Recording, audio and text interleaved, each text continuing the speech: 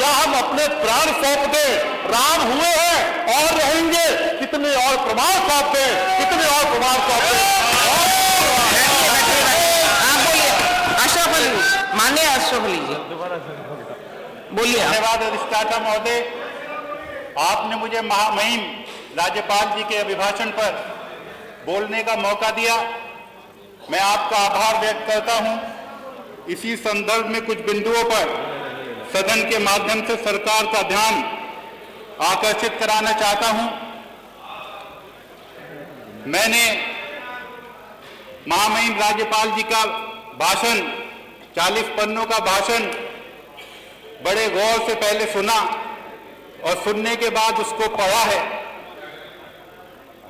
मैं इसी संदर्भ में इसी के ऊपर कुछ बोलना चाहता हूं।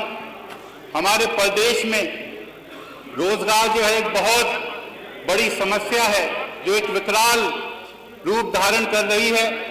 मैंने राज्यपाल के अभिभाषण में पेज नंबर 23 पे, पुष्प 23 पे जो है पढ़ा है और देखा है कि उसमें रोजगार के बारे में जो है बहुत कुछ बातें बताई गई हैं, लिखी गई हैं कि मुख्यमंत्री युवा स्वरोजगार योजना के अंतर्गत 2018 से अब तक कुल 22,389 लाभार्थियों को लाभान्वित कराते हुए 1,80,000 रोजगार सृजित किए जा चुके हैं।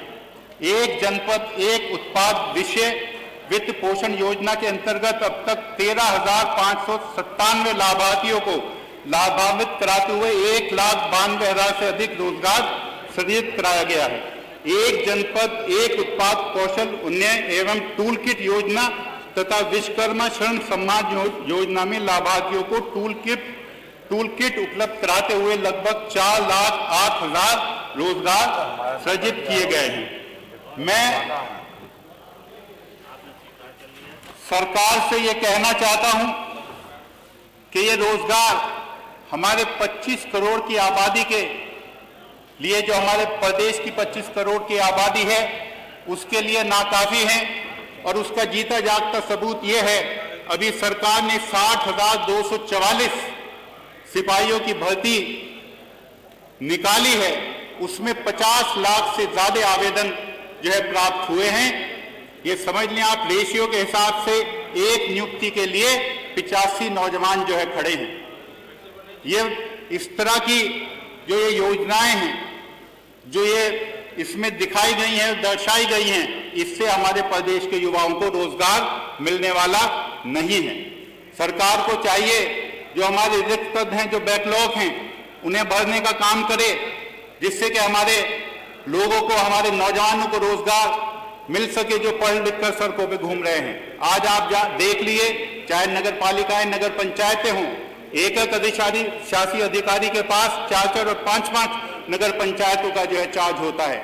हमारे पीडब्ल्यूडी में, जल निगम में, सिंचाई में, आरडीडी में जेईओ जूनियर इंजीनियरों की बहुत कमी है। मैं ये कहना चाहता हूं कि सरकार जिस तरह के अभिभाषण माने महामहिम राज्यपाल जी से जो उन्होंने पढ़वाया है, उससे जो है हमारी सरकार का, हमारे नौजवानों का, हमारे प्रदेश के नौजवानों का कोई हित होने वाला नहीं है। बहुत बुरे हालात हैं। हमारे प्रदेश में 46 लाख जो है गन्ना किसान हैं। गन्ना किसानों को आप देख रहे हैं, पुष्प नंबर 4 पे जो है सरकार ने बताया कि हमने 350 से बढ़ाकर 370 रुपए जो है गन्ने का मूल्य जो है बढ़ाया है। आप पूरे देश में देख लें, हमारा जो है उत्तर प्रदेश सबसे ज्यादा, उत्तर प्रदेश का किसान सबसे ज्यादा गन्ने का उत्पादन करता है और सबसे कम रेट उत्तर प्रदेश सरकार दे रही है। आप हरियाणा को देख लें, वहां 400 रुपए प्रति क्विंटल गन्ने का भाव है। आप पंजाब चले आइए, वहां 380 रुपए क्विंटल गन्ने का भाव है।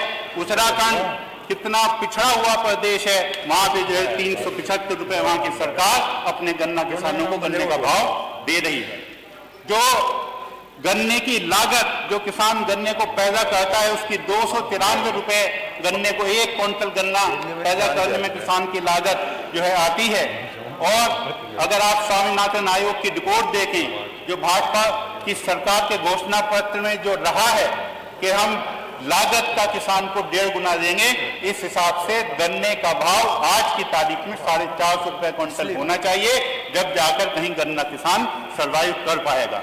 बहुत अच्छे हालात किसान के नहीं हैं। किसान जो है, जो हमारी मिलों का विस्तारीकरण होना था, वो मिलों का विस्तारीकरण नहीं हुआ है। हमारे प्रदेश में आज भी सरकार ये बताने का तो काम करती है, माननीय सदस्य जल्दी समराइज कर लें। के बाद इतना गन्ने का पेमेंट किया है, इतना गन्ने का पेमेंट दिया है, मगर आज भी हमारे प्रदेश में 1 दर्जन से अधिक चीनी मिलों पर 4000 करोड़ रुपए से ज्यादा गन्ना किसानों का बकाया है। हमारा छोटा सा जिला पड़ता है, जिला शामली, जहां पर 3 शुगर मिल हैं, 351 करोड़ रुपया हमारे पिछले साल का शामली जिले की शुगर मिलों पे बकाया है।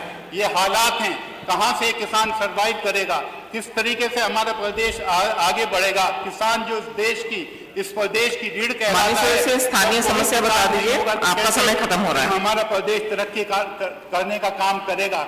जिन मिलों का विस्तारीकरण होना था, चाहे मोरना शुगर मिल हो और भी ना जाने कितनी मिलें हैं, उनका कोई विस्तारीकरण नहीं हो पा रहा है। अभी मैं परिवहन के बारे में मैंने जो है गवर्नर महामहिम राज्यपाल जी के अभिभाषण में जो है पढ़ा है, परिवहन में उन्होंने दिखाया है कि रक्षाबंधन पर माननीय सदस्य आपका समय खत्म हो रहा है। स्थानीय दिक्कत हो तो बता दीजिए, अन्यथा खत्म करें। सेवा दी गई थी। धन्यवाद। श्री पलटू राम जी, माननीय सदस्य पलटू राम जी। मैं अधिष्ठाता महोदय ये आपको बताना चाहता हूँ, आपके माध्यम से सदन को बताना चाहता हूँ कि हमारे जिला शामली में माननीय सदस्य पलटू राम जी, परिवहन निगम का बस स्टैंड तक नहीं है, और जब बस स्टैंड नहीं है तो किस रूप में वहाँ की महिलाओं को ये लाभ मिल पाया होगा। धन्यवाद। माननीय पलटू राम जी, मैं बहुत बुरे हालात हैं। अवैध खनन हमारे जिला शामली में एक बहुत बड़ी समस्या है। अवैध खनन होता है, उससे जो तटबंध जो है वो टूट जाते हैं, उस पर कोई कंट्रोल नहीं है। उस पर कंट्रोल ना होने की वजह से जब तटबंध टूटते हैं और बरसात होती है, बाढ़ आती है, पिछले साल इतनी बाढ़ आई, वहाँ के गाँवों में घुस गई और हमारी हजारों बीघा जो है फसल जो है वहाँ पर जो है बारिश के पानी से जो है नष्ट हुई है।